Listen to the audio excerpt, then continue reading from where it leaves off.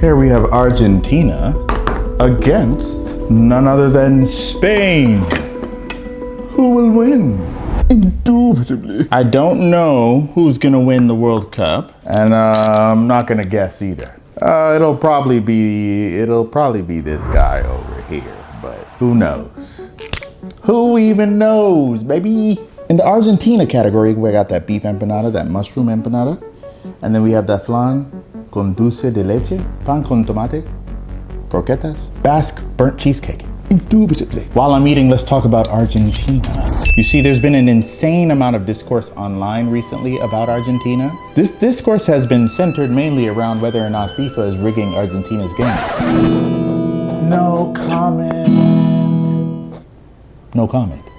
Fans and players have been seen shouting racial slurs, mocking, and even physically harassing Black people. That has led the discourse to center the racism within the country and its history. There have been a lot of people who did a great job covering Argentina's history and their experiences in Argentina, whether they be good or bad. And I have seen both. If you are Black, especially of a richly melanated complexion, being in Argentina makes you feel like you are in a damn zoo. I have never felt so uncomfortable in my life. They're actually pretty friendly and playful people. I found the narrative that I had in my head constantly being challenged because even on their $10,000 bill, they had this national hero who was a Black woman. At the end of the day, it doesn't take a genius to realize that when a settler colonial nation is founded on the basis of racism that is embedded deep into its history, it's hard to get rid of. Just look at the US, South Africa, Brazil, Australia, and other settler colonies.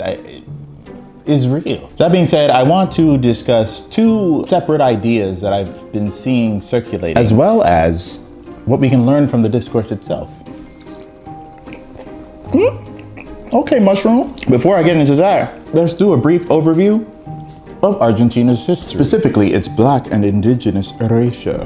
Whilst the bulk of enslaved Africans were taken to Brazil, many were also taken to Argentina as part of the Spanish colonial empire, which also encompassed Uruguay and Bolivia. Whilst Argentina officially abolished slavery in 1853, instead of dealing with the legacy it left behind, the general Argentine governmental response was to erase and deny the existence of its Black population. We're seeing Black men being wiped out by the state through military service in Argentina's 19th century conflicts.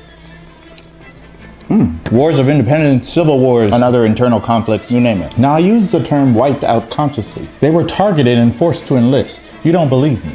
El rescate de esclavos. Well, it was an official decree in 1812 that forced a certain percentage of slaves to join the military. These men were put on the front lines while the slave owners were given IOUs for compensation. If the slaves faithfully served their term, they would be granted freedom. The frontline casualties were so high that essentially the state created a system that purchased Black life in exchange for IOUs, knowing that a massive percent of these contracts would never have to be fully honored. Domingo Sarmiento was president of Argentina in 1868. He's quoted saying in reference to Black Argentinians, Es un abono que es preciso hacer útil al país. La sangre es lo único que tienen de seres humanos esos salvajes. Which roughly translates to, do not try to economize the gaucho. It is a fertilizer that we need to use for the benefit of the country. Their blood is the only human thing that those savages have.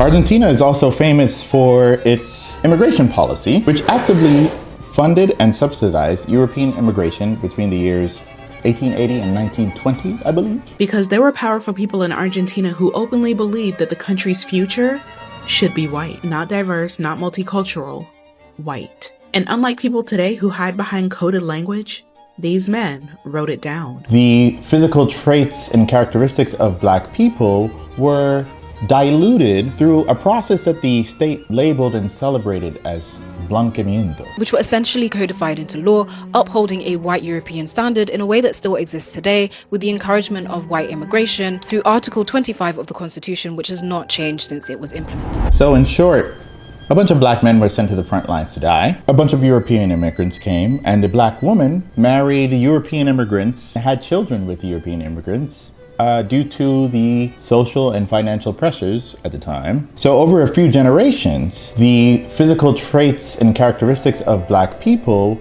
were diluted. Now, some might say that race mixing is inevitable. I'm inclined to agree in a globalized world, but that's not what we're talking about. We're talking about a state-sponsored demonization of black features. This is genocide, in my opinion. And that brings me to the first idea I've been hearing about Argentina. The first idea essentially is comprised of statements such as Argentina is a racist country. Never go there. They don't have any black people in Argentina. Et cetera, et cetera, et cetera. And I have to say, I definitely agree that Argentina is a racist country. And I'd say this about any of the settler colonial nations that I mentioned before, especially the US. However, to do so without acknowledging the existence, labor, political activism, art, and other social contributions from indigenous and Afro-Argentine people would be an inaccurate description of the country. Not to mention that social activism in this regard was not just limited to black Argentinians. In short, there are people who are justifiably proud of their country in spite of its history, while acknowledging that their country was built on racist ideas, practices, and laws. So I think it's incredibly dangerous to only think of Argentina through this one lens, because ultimately that contributes to the erasure of Afro-Argentine and indigenous people and their history. The second idea I've kind of been seeing is that Argentina's not a racist country. Argentina has tons of black and the only reason that you think Argentina doesn't have a lot of black people is you don't see them on the football team, but that's only because we imported less slaves. Like, look at Brazil, they imported so many more slaves. We imported less, and that's a good thing. In Brazil, they have a ton of black people on their team, so clearly you see what I'm talking about, and we never had segregation. But this idea equally, if not more so, contributes to the erasure of Afro-Argentinian and indigenous peoples. It's similar to sentiments I've seen about Brazil. You know, like Brazil is completely past racism. It's illegal here. It's codified into law. So we had that racist history, but it's completely gone now. I don't know what you're talking about. It is codified into law, and that is a good thing. But as Ashley the Baroness said, As if a country convinces itself that racism barely exists, then every time a black person says that they experience racism, they sound like the problem instead of the system. we have to name it. And that's no matter what country you're in, because these oppressive systems exist everywhere. Yes, you watching this video, you're not exempt. Name the misogyny, name the racism, name the corruption, name the pedophilia, name the discrimination, even if you think it's too subtle for anyone to care. And then contextualize it to the country's government and the influence that has on the people who most benefit from those systems. And when we name it, it won't look the same as in Argentina as it does in Brazil, as it does in Spain, as it does in the US, as it does in India, as it does in Jamaica. Jamaica. And I'd rather live in a world where we see injustice rather than have it silenced before it even had a chance to be noticed. With that being said, let's move on to the desserts and then make our verdict. Okay, so we're gonna try this burnt bass cheesecake, Spain.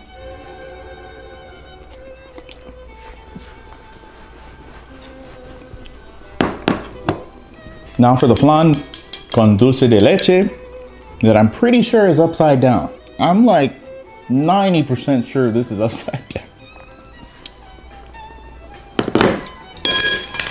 It's time for the verdict.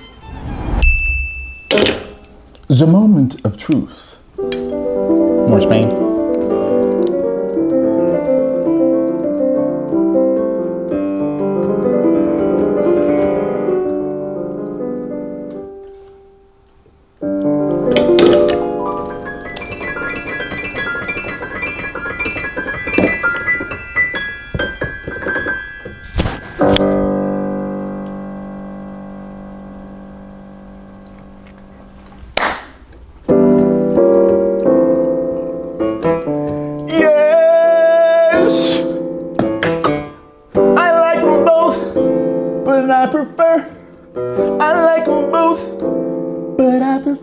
Argentina, Argentina, Argentina, Argentina.